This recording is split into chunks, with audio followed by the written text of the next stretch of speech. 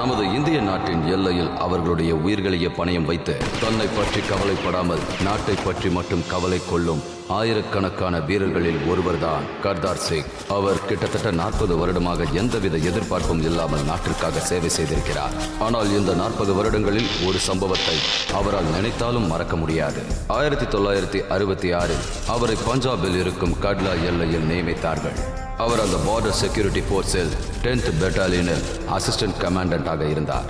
கர்தார் சிங் அவரின் 19வது வயதிலேயே இராணுவத்தில் போய் சேர்ந்தார். 1965 இந்தியாவிற்கும் பாகிஸ்தானுக்கும் நடந்த போரில் அவரின் தைரியத்தை நிரூபித்திருக்கிறார். அதை பாராட்டி 1966 அரசாங்கம் பார்டர் செக்யூரிட்டி போர்ஸை உருவாக்கி கர்தார் சிங்கையும் அதில் இடம்பெற செய்தார்கள். எல்லாருக்கும் வணக்கங்க. நான் தான் சர்தார் கர்தார் சிங். அரசு என்ன பார்டர் செக்யூரிட்டியில போட்டதுக்கு அப்புறம் எனக்கு பஞ்சாப்ல இருக்கிற காங்லா பார்டர்ல போஸ்டிங் போட்டாங்க. அது பாகிஸ்தானோட எல்லை பகுதியில தான் இருந்தது. ஒரு நாள் என்ன என் டீமை கூட்டிக்கிட்டு அடர்ந்த காட்டுக்குள்ள போகணும்னு உத்தரவு வந்தது. எதிரி நாட்டை சேர்ந்த சில படை வீரர்கள் நம்ம நாட்டுக்குள்ள நுழையிறதா தகவல்கள் ரேடியோ டிரான்ஸ்மிஷன்ல வெளிவந்தது. நான் என் டீமை சேர்ந்த 4 வீரர்களை கூட்டிக்கிட்டு உண்மையை தெரிஞ்சுக்க கிளம்பினேன்.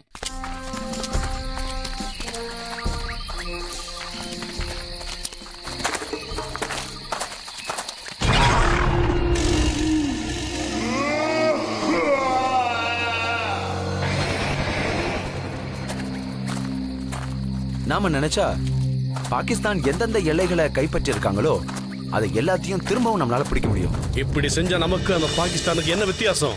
நம்ம இந்திய நாடு அவங்களுக்கு ஒரு பாடம் புகட்டி இருக்கு.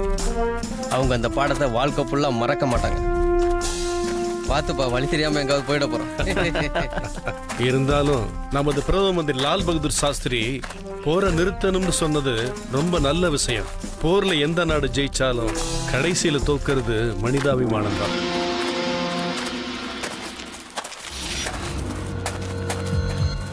சார் பார்த்து போங்க. நமக்கு இது ஒரு புது இலாக்கா. ராத்திரி வேற ஆக போகுது.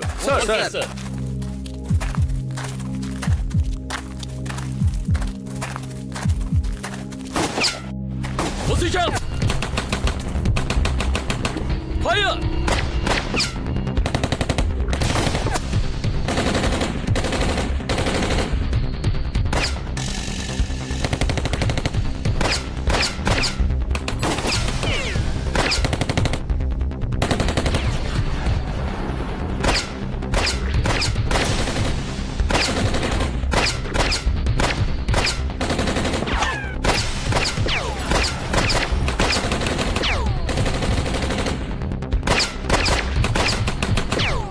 அங்கிருந்து யாரும் தப்பிச்சு போக கூடாது.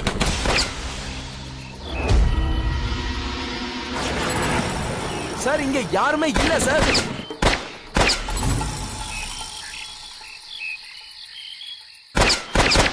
நீ போ.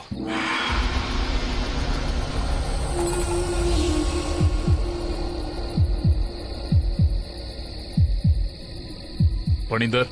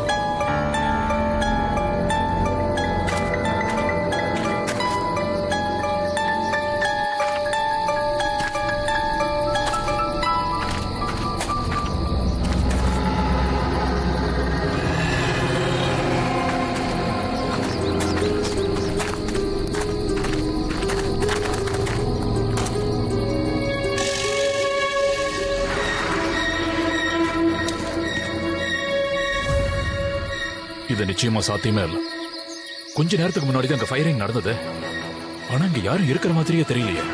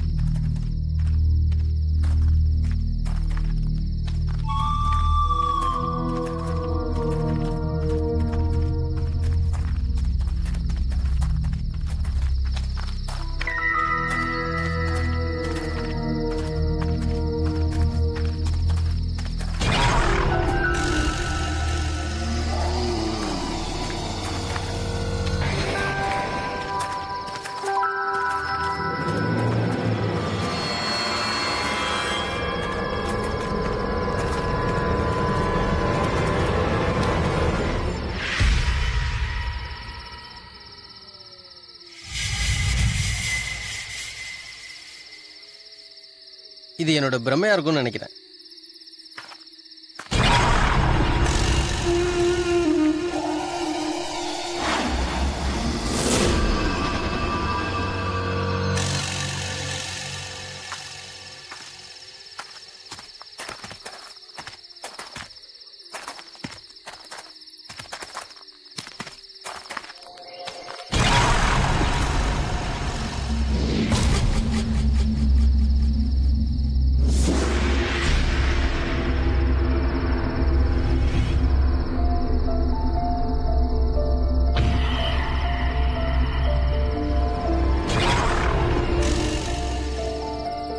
என்னாச்சு அஜித்?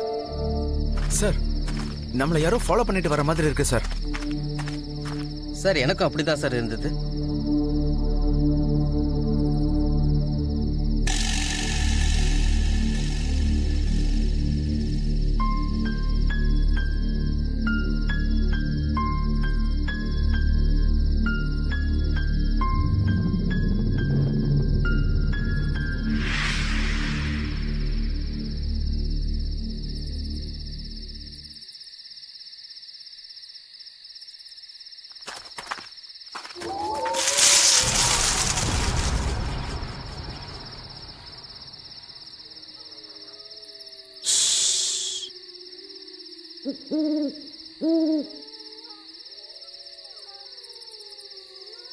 சத்தம் அந்த பக்கத்துல இருந்து தான் வருது.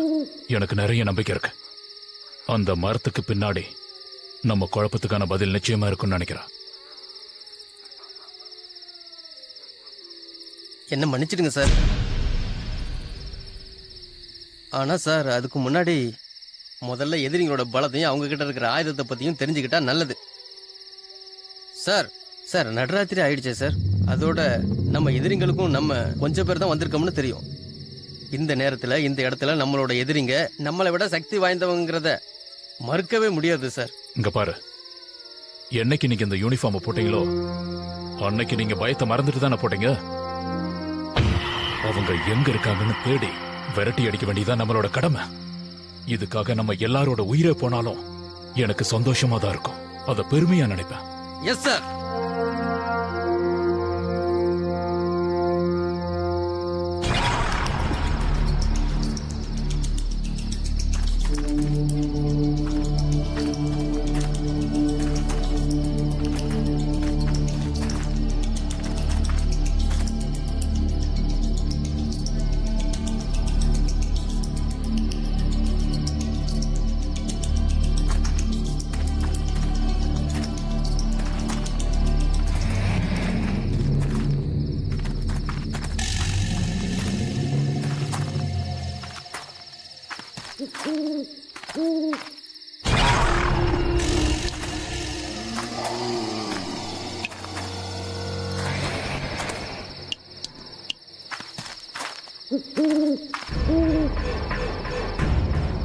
Boys position. Yes sir. தாக்குதலுக்கு தயாரா இருங்க.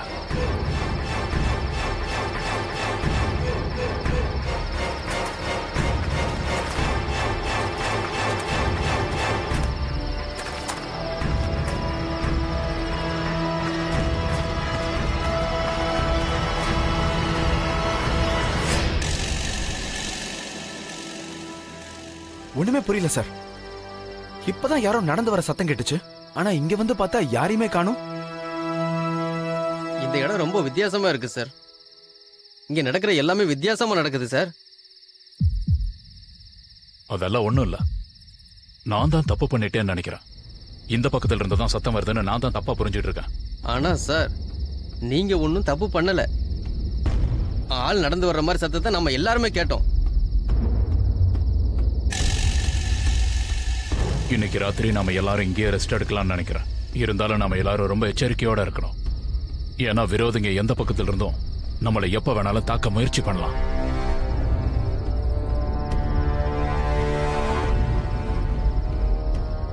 சொன்ன விஷயத்த மறந்துடாதீங்க. நம்ம பயந்தோம்னா பாதி போற தோத்ததுக்கு சமம். சரி சார். வாங்க.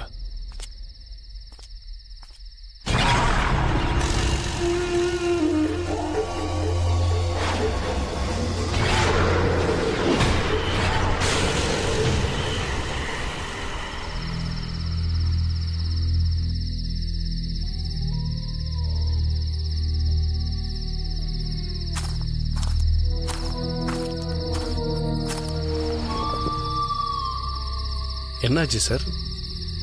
நீங்க ஏன் டென்ஷனா இருக்கீங்க? கவலைப்படாதீங்க சார். கண்டிப்பா நம்ம எதிரிகளுக்கு ஒரு பாடத்தை புகட்டுவோம் சார். ஒரு தைரியமான வீரனை பார்த்ததுல எனக்கு ரொம்ப சந்தோஷமா இருக்கு. நீ போய் எல்லாரையும் சீக்கிரம் சாப்பிட சொல்லு. சார்.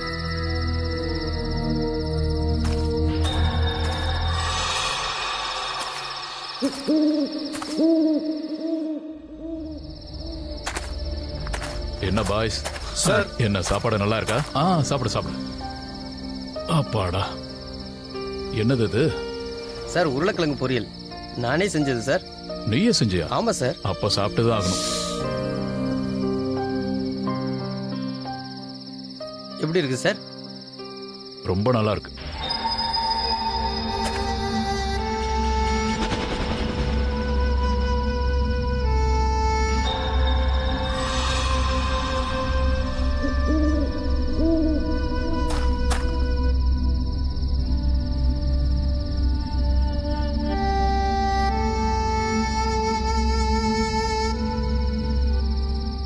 சார், நீங்க தப்பா எடுத்துக்கலன்னா நான் உனக்கு கேட்கவா? கேளு. நாங்க எல்லாரும் டிஃபன் பாக்ஸ் எடுத்துட்டு வந்திருக்கிறோம். நீங்க எதுவுமே எடுத்துட்டு வரலையே.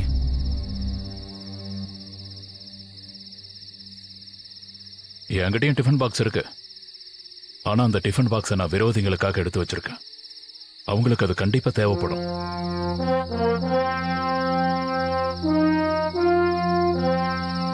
என் டிஃபன் பாக்ஸ் ஃபுல்லா புல்லட்ஸ் போட்டு வச்சிருக்கேன். ஏன்னா எதிரிங்களோட ஒவ்வொரு சொட்டு ரத்தமும் எனக்கு அமிர்தத்துக்கு சமமான ஒண்ணு.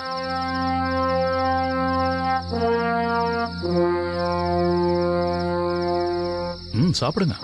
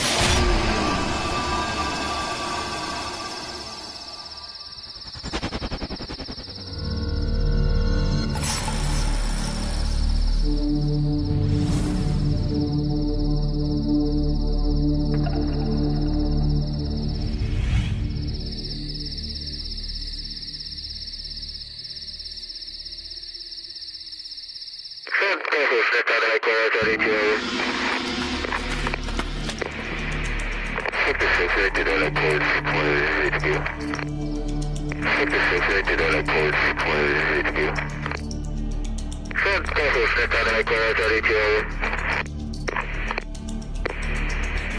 कोई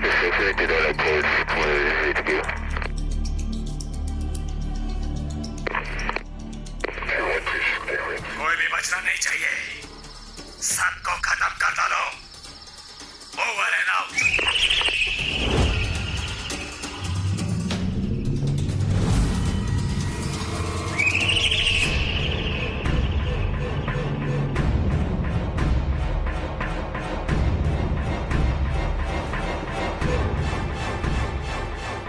பாய்ஸ், எஸ் சார். நேரம் வந்துருச்சு. ஒண்ணு நாம உயிரை கொடுப்போம், இல்லைன்னா அவங்க உயிரை எடுப்போம். Okay sir.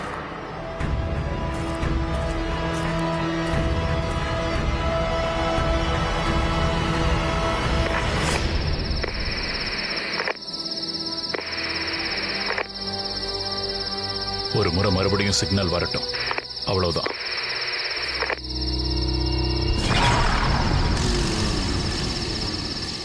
அங்க என்ன பிரச்சனைன்னு எங்களுக்கு ஒண்ணுமே புரியல.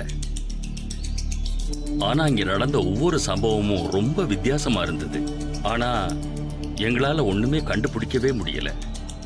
ரொம்ப குழம்பி போயிட்டோம். நாங்க அங்க பார்த்ததை விட விஷயம் ரொம்ப கம்பீரமா இருந்தது. ஆனா ஒரு வழியா அங்க என்னதான் நடக்குதுன்னு கண்டுபிடிச்சாகணும்னு நாங்க ரொம்ப உறுதியா இருந்தோம்.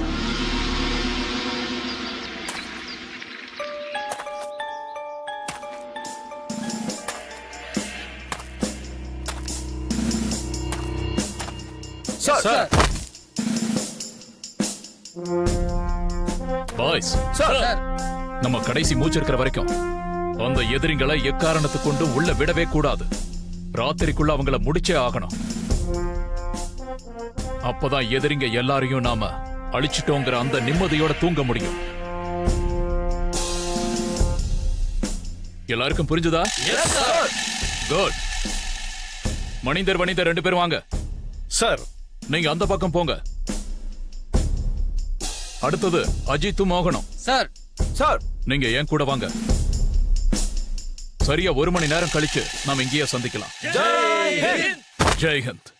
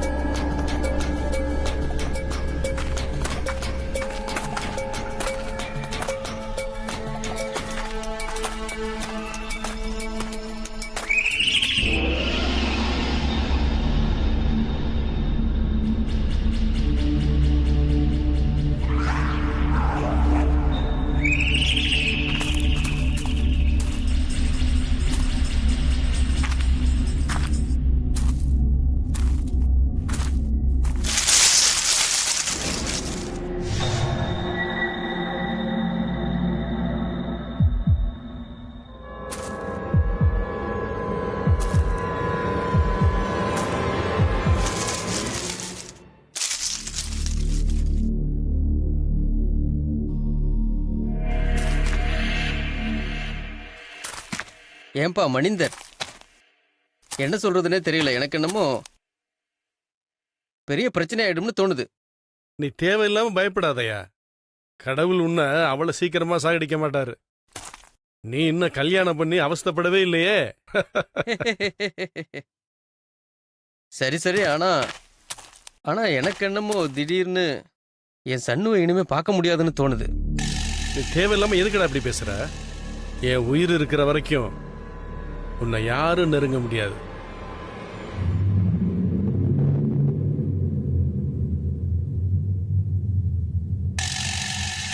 நம்ம ஒன்னாவே வாழ்ந்து ஒன்னாவே சாகலாம். என்ன?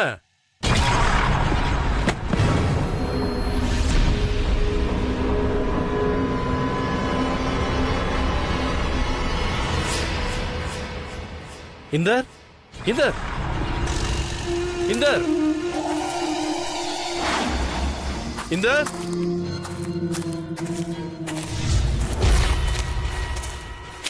இந்தர் இந்தர்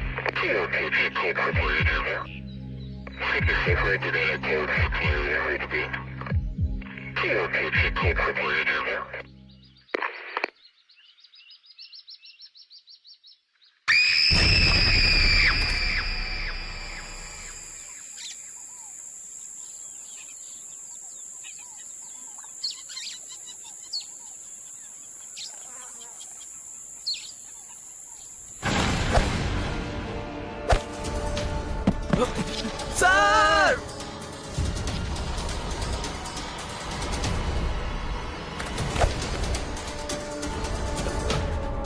சார் நம்ம எதிரிகளுடைய வலையில நல்லா மாட்டிக்கிட்டோம் சார். எதிரிகளோட வலையில நல்லா மாட்டிக்கிட்டோம் சார்.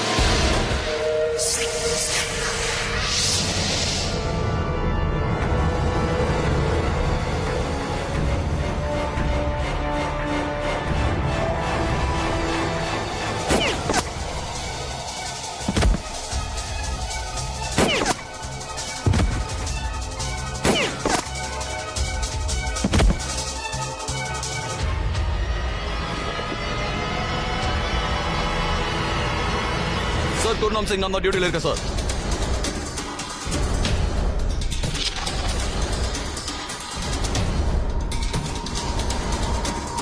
நான் தான் கமாண்டர் கர்தார் சிங். சார் நான் தான் Gurnam Singh, Punjab regiment Indian army.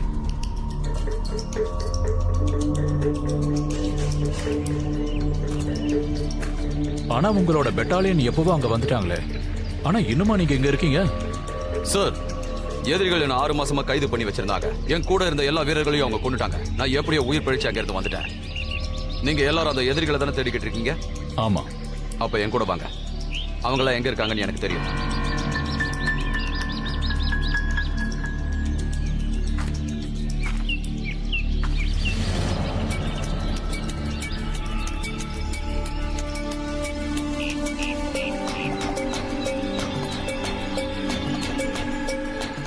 என்ன யோசிக்கிறீங்க? என் மேல நம்பிக்கை இல்லையா? இல்ல அந்த மாதிரியெல்லாம் ஒண்ணும் இல்ல. அதுக்கு முன்னாடி என் கூட வந்த 2 பேரை தேடணும். நேற்று ராத்திரி போன இடத்துக்கே போனா கண்டுபிடிச்சிடலாம். சரி,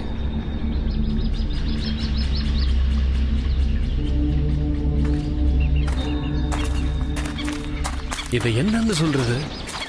இவன் பாகிஸ்தானை சேர்ந்த உளவாளியா இருப்பான்னு நினைக்கிறேன்.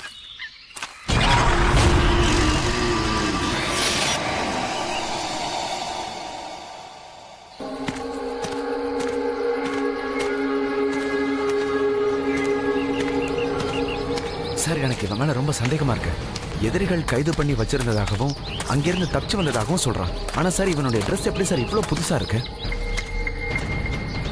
நீ யோசிச்சது கரெக்ட் தான். ஆனா நம்ம இப்ப போய் மணிந்தரையும் இந்தரையும் தேடணும். அதுக்கப்புறம் இவனை பார்த்துக்கலாம்.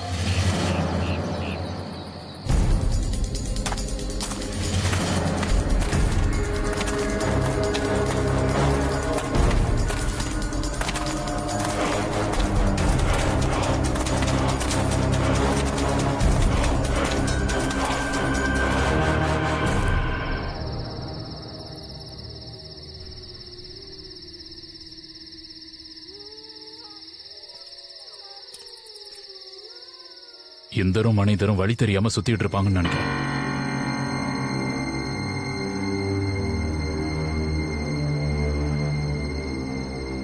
நீ பாகிஸ்தான் ஜெயில இருந்து எப்படி தப்பிச்சு வந்த? ஆனா கைதிங்களை அடைச்சு வைக்கிற அவங்களோட ஜெயில் அந்த பக்கம் தானே இருக்கு. நீ இந்த இலாக்காவுக்கு எப்படி வந்த?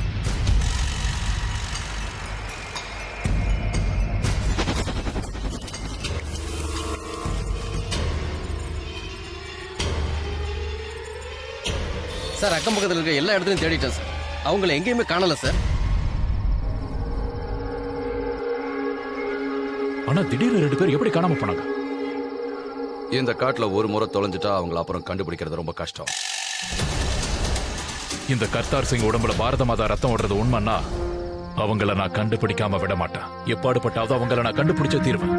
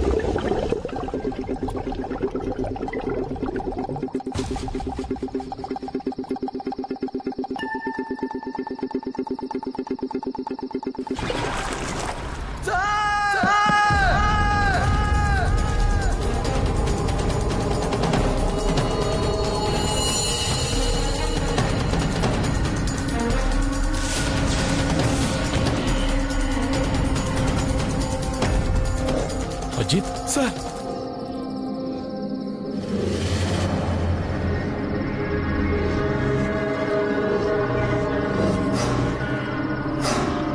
ஒரு வீரனா இருந்துகிட்டு எப்படியா நீங்க பயப்படுவீங்க? இந்த மாதிரி நீங்க இன்னும் நிறைய பாப்பீங்க. இந்த இலக்கால தான் 1965 போர் நடந்தது. 2 நாட்டையை சேர்ந்த நிறைய வீரர்கள் உயிரை இழந்திருக்காங்க. அந்த பெண்கள் எல்லாத்தையும் இங்க தான் புதைச்சாங்க.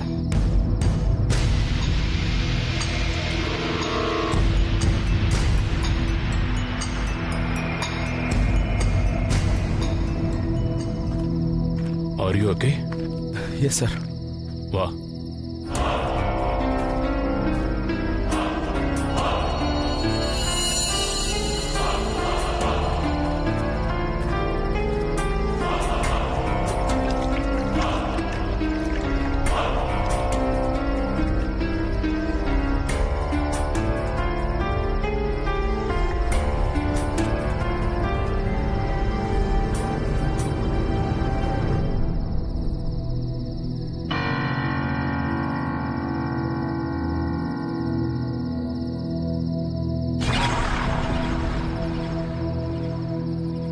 நீங்க எப்ப வந்த?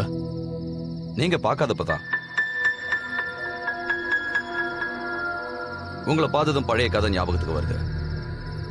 ஒரு திறமையான சிப்பாய் எதிரிகளோட சேனையை பின்தொடர்ந்துகிட்டே உங்களை மாதிரியே இந்த காட்டுல தொலைஞ்சு போயிட்டான்.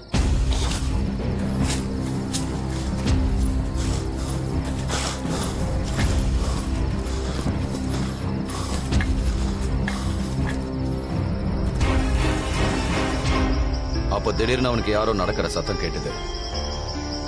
மெல்ல மெல்லமா அந்த சத்தம் அவனை நெருங்கி வர ஆரம்பிச்சது.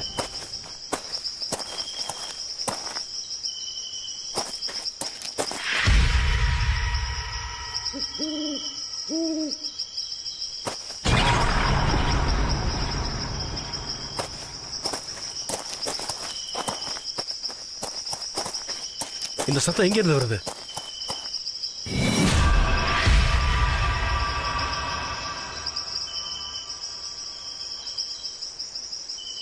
மெதுவா நெருங்கி வந்தது. கண்ணு மிக்கிற நேரத்துக்குள்ள அவனை 10 பாகிஸ்தானிய வீரர்கள் சூழ்ந்துகிட்டாங்க.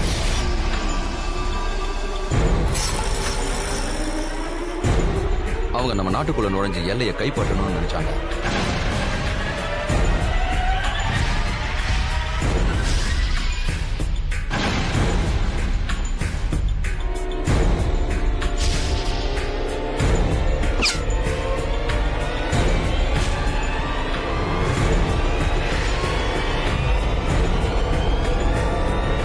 யாரு நீங்களா? யாரு?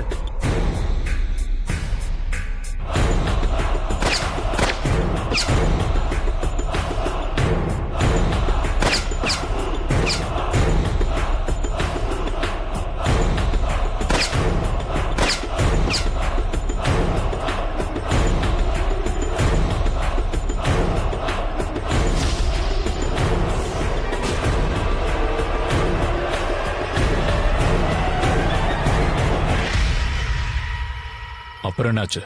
அப்புறம் என்ன ஆகும்? அந்த திறமையான சிப்பாய் அந்த 10 பாகிஸ்தானிய ராணுவ வீரர்களையும் சாகடிச்சிட்டான். அப்புறம் அவனும் இறந்துட்டான்.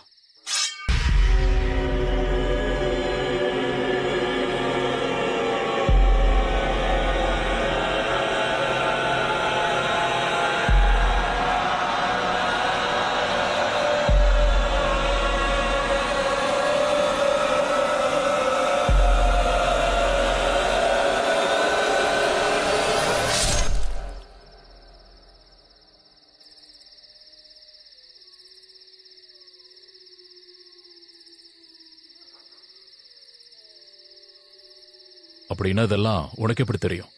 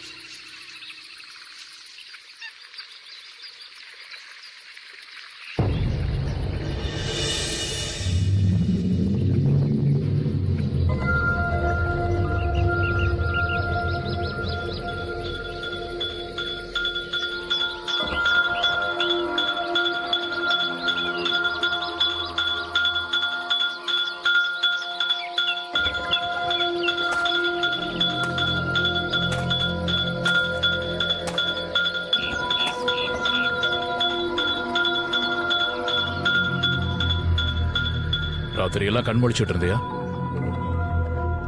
தூங்கிட்டா அப்புறம் யார் காவல் காக்குறது சார்? நாம நம்ம எதிரிகளை தேடி கண்டுபிடிக்கிற வரைக்கும் எனக்கு தூக்கமே வராது சார். சரி, நாம இப்ப இங்க இருந்து கிளம்பி ஆகணும். இருட்டுறதுக்கு முன்னாடி நாம அந்த இடத்துக்கு போய் சேரணும். ஆனா அதுக்கு முன்னாடி கூட வந்த 2 பேரை தேடணும். அவங்க என்னோட பொறுப்பில் இருக்காங்க. சரி, என் கூட வாங்க.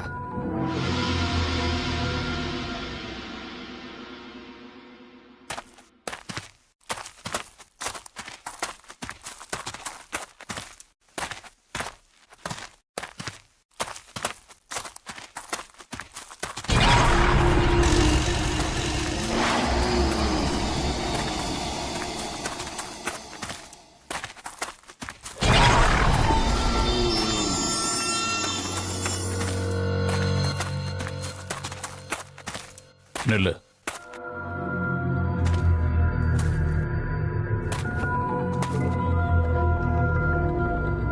இந்த வழியா நான் ஏற்கனவே என் டீம் ஆளுங்களோட வந்திருக்கேன்.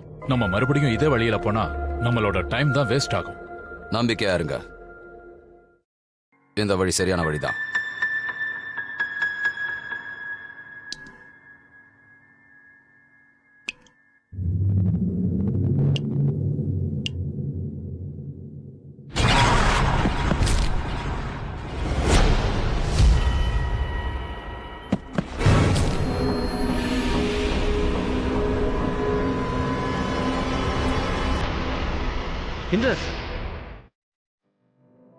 இந்த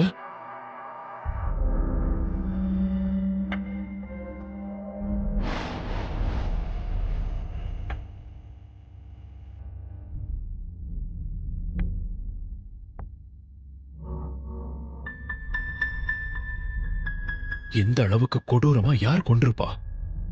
சார், நம்ம கிட்ட நேரம் குறைவா இருக்கு. சீக்கிரமா நம்ம இந்த இடத்தை விட்டு போயா. நிறுத்து.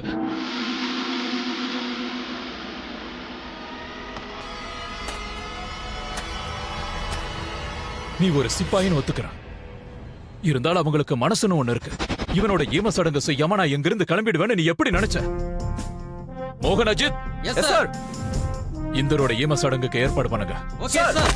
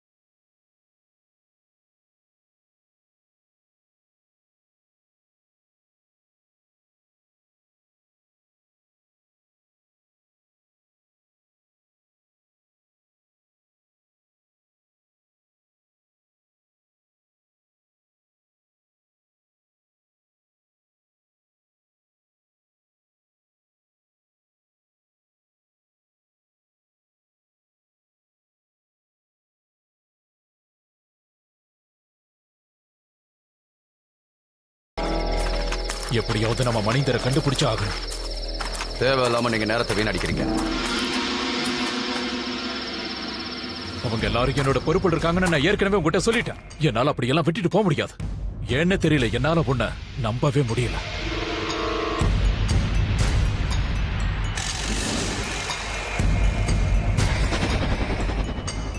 சார், நம்ம எங்கிருந்து போனோமோ அங்கே வந்த மாதிரி இருக்கு சார். சார், நம்ம கிட்ட நேரம் ரொம்ப குறைவா இருக்கு. பாகிஸ்தானை சேர்ந்தவங்க எப்ப வேணாலும் இங்க எங்களை வரலாம். பயந்து ஓட சொல்றியா? அவங்களை எதிர்த்து போராடதான் வந்திருக்கோம். எங்களோட எல்லைக்குள்ள யாராவது எதிரிங்க நுழைஞ்சாங்கன்னா அவங்கள நாங்க சுட்டு தள்ளிடுவோம். உங்களால அவங்களை எதுவுமே செய்ய முடியாது.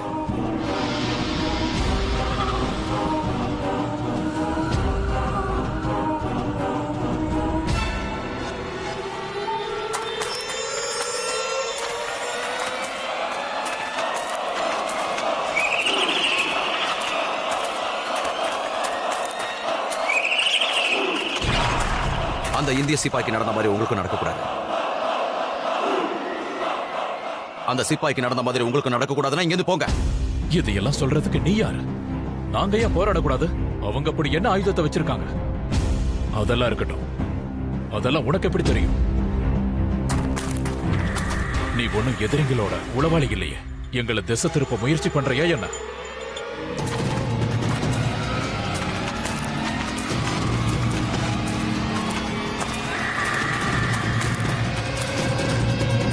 பின்னாடி போங்க.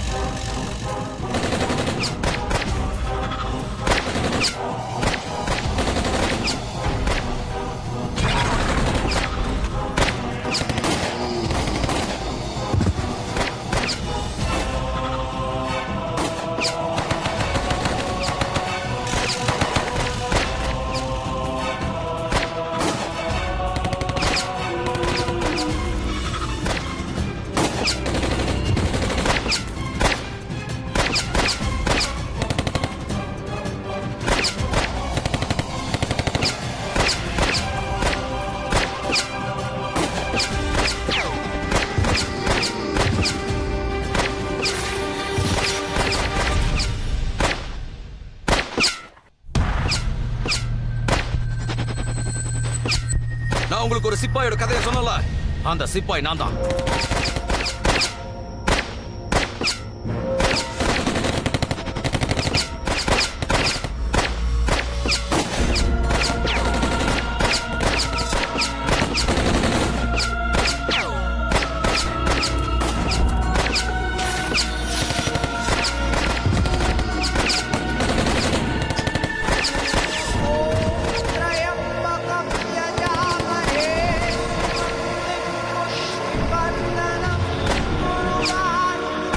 சார் இவங்களை சுட்டா கூட இவங்களுக்கு ஒண்ணுமே ஆகல சார்.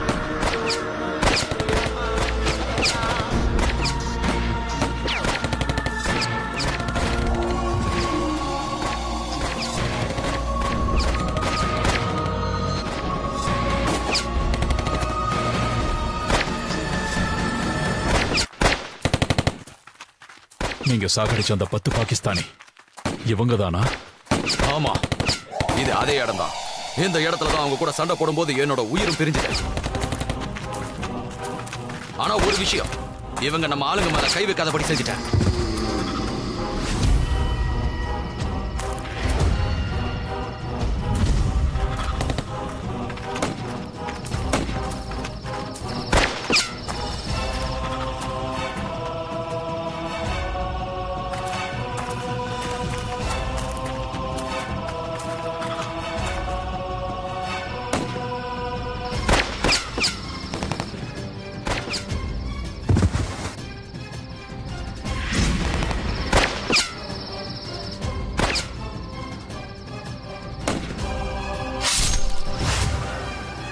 இன்னைக்கும் என் உடம்பு இங்க எங்கேயாவது தான் கிடைக்கும்.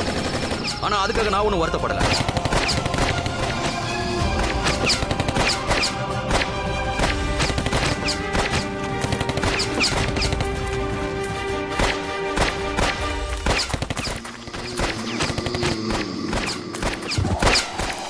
சரி, இப்ப நாங்க என்ன செய்யறது? உன் உடம்போட ஈமசாடுங்க. அது வேணாம்.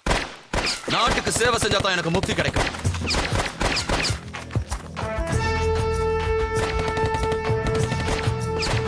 இதை தவிர எனக்கு வேற எதுவும் வேண்டாம். அதுதான் என்னோட ஆசையம். சேர்த்ததுக்கு அப்புறமும் இந்திய நாட்டுக்கு சேவை செய்யணும்னு நினைச்சா அதை தான் நான் செஞ்சுக்கிட்டு இருக்கேன்.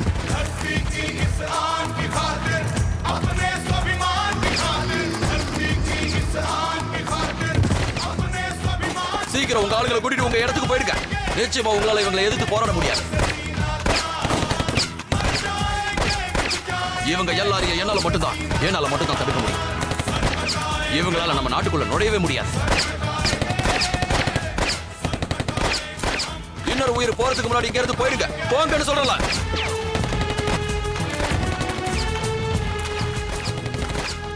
ஜெய் ஹிந்த்.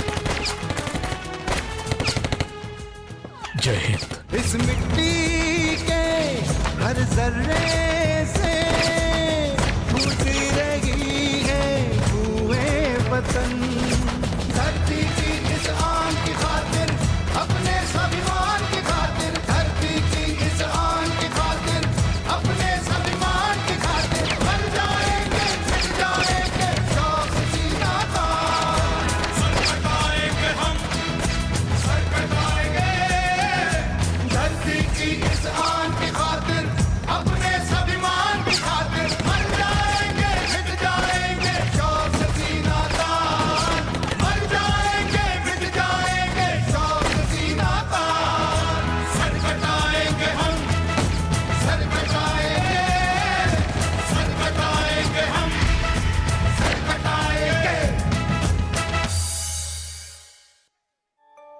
இன்னைக்கும் அந்த காடுகள்ல துப்பாக்கி சத்தம் கேட்டுக்கிட்டே தான் இருக்கு. நம்ம படை வீரர்கள்லயே குருநாம் சிங் உண்மையிலேயே ரொம்ப விசுவாசமானவர். அவரை கௌரவிச்சு அவருக்கு ஒரு சின்ன கோயிலை கூட கட்டியிருக்காங்க. அந்த குருநாம் சிங்க மாதிரி இறந்ததுக்கு அப்புறம் கூட முக்தி தேவையில்லைன்னு நினைக்கிற மனுஷங்க ரொம்ப கம்மி தான். இறந்ததுக்கு அப்புறம் கூட நாட்டுக்கு சேவை செய்யணும்னு நினைக்கிறாங்க. இன்னைக்கும் குருநாம் சிங் போல இருக்கிற வீரர்கள் நம்ம நாட்டை பாதுகாத்துக்கிட்டு இருக்காங்க, பாதுகாத்துக்கிட்டே இருப்பாங்க. ரிட்டையர் கமாண்டர் கர்தார் சிங் இன்னைக்கு குருநாம் சிங் போல இருக்கிற ஆயிரக்கணக்கான வீரர்களுக்கு நான் இப்ப தலைவணங்குறேன். குருநாம் சிங் மாதிரி இன்னும் நிறைய பேர் இருக்காங்க. அவங்களோட கதைகள் எல்லாம் நம்ம படை வீரர்கள் மத்தியில ரொம்பவே பிரபலமா இருக்கு. அதுல ஒண்ணுதான் பாபா ஹர்பஜன் சிங். அவர் 1962 இந்தியாவுக்கும் சீனாவுக்கும் நடந்த போர்ல போராடினவர். இந்த திறமையான வீரரோட உயிர் சிக்கிம் பார்டருக்கு பக்கத்துல பிரிஞ்சது. அவர் உயிர் பிரிஞ்சாலும் இன்னைக்கு அவர் அந்த பார்டர்லயே இருந்து நம்ம நாட்டை பாதுகாக்கிறாருன்னு சொல்றாங்க. அவரோட சமாதியில ஒரு சின்ன கோயிலையும் கட்டியிருக்காங்க.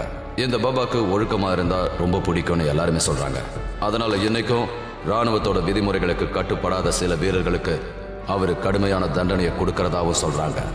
மதுலா பாஸுக்கு பக்கத்துல இருக்கிற அந்த இடத்துல இன்னைக்கும் தினமும் பாபாவுக்கு படுக்கை விரிக்கிறாங்க, அவரோட ஷூவுக்கு பாலிஷ் போடுறாங்க, அவரோட யூனிஃபார்மை அயன் பண்ணி வைக்கிறாங்க. ஒவ்வொரு நாள் விடியற் காலையிலையும் அவரோட யூனிஃபார்மை பார்த்தா அது கசங்கி போயிருக்குமா. அது மட்டும் இல்லாம அவரோட ஷூ சேரும் சகதியுமா இருக்கும். இந்த மாதிரி ஒரு சுவாரஸ்யமான கதை தான் ரைஃபிள் மேன் ஜஸ்வந்த் சிங் ராவத்தோடது. உலகத்திலேயே இறந்ததுக்கு அப்புறம் ப்ரமோஷன் கிடைச்ச முதல் வீரர் இவராக தான் இருப்பாரு. ராவத் 1962 இந்தியாவுக்கும் சீனாவுக்கும் நடந்த போர்ல 3 நாளைக்கு 10,000 அடி உச்சில நின்னுக்கிட்டு சீன வீரர்களோட தனியாவே போராடினாராம். இன்னைக்கு வாகவ் பார்டர்ல இந்தியாவும் சீனாவும் ஒன்னா சேர்ந்ததை பார்த்து இறந்து போன வீரர்கள் நிச்சயமா பெருமைப்படுவாங்க. எந்த பார்டரை அவங்க இன்னி வரைக்கும் பாதுகாத்துட்டு வந்தாங்களோ அது இப்போ நினைவு சின்னமா மாறிடுச்சு. ஒவ்வொரு மனிதனும் இந்த பூமியில நிச்சயமா ஏதோ ஒரு காரணத்தோட தான் பிறக்கிறான்னு சொல்லுவாங்க. ஆனா ஒரு சில மனிதர்கள் மட்டும்தான் அவங்க இறந்ததுக்கு அப்புறமும் அவங்க பிறந்த காரணத்தை நிறைவேற்றிக்கிட்டே இருக்காங்க. இந்த மாதிரி இருக்கிற வீரர்களுக்கு நாம எல்லாரும் நிச்சயம் தலை வணங்கணும்.